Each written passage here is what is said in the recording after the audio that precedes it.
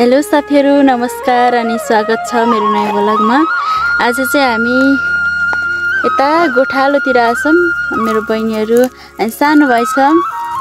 भाइ फेरि इन्डियामै हुर्केको हुनाले नेपाली बोल्न जान्दैन के। भैयाजी इधर आओ। हेलो।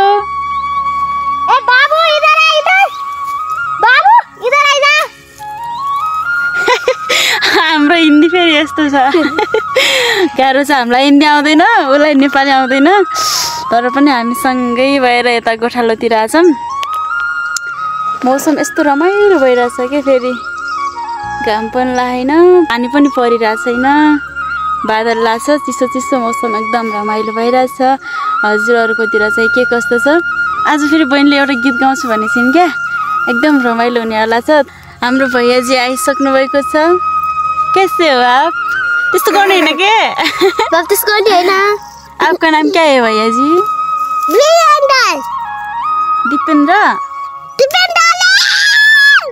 दिपेन्द्र ल दिपेन्द्र। दिपेन्द्र भाइको नाम चाहिँ। भैयाजी अहिले रिसाएर क्या हुआ आपको?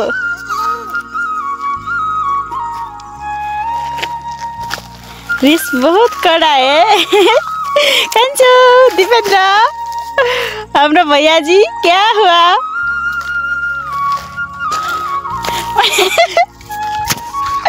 प्लीज भैयाजी मत रिसाना। Sorry sorry.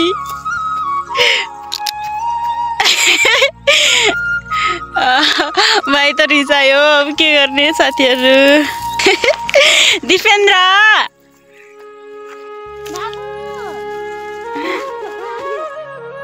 साथीहरु, अब चाहिँ हामी भिडियोको अन्तिम चरणमा आइसकेका छौं। अब अन्तिममा बहिनीले एउटा मिठो गीत गाउँदै छिन्। मुहानी लगायौ कि मन्तर गरेर, कपाल कोरेर, अन्त नजर नलाउ साली मलाई छोडेर, अन्त नजर नलाउ साली मलाई छोडेर। मुहानी लगायौ कि मन्तर गरेर, झुल्पी कोरेर, अन्त नजर नलाउ भट्टु मलाई छोडेर। हवस् त साथीहरु, अर्को भिडियोमा भेटौँला। Bye bye.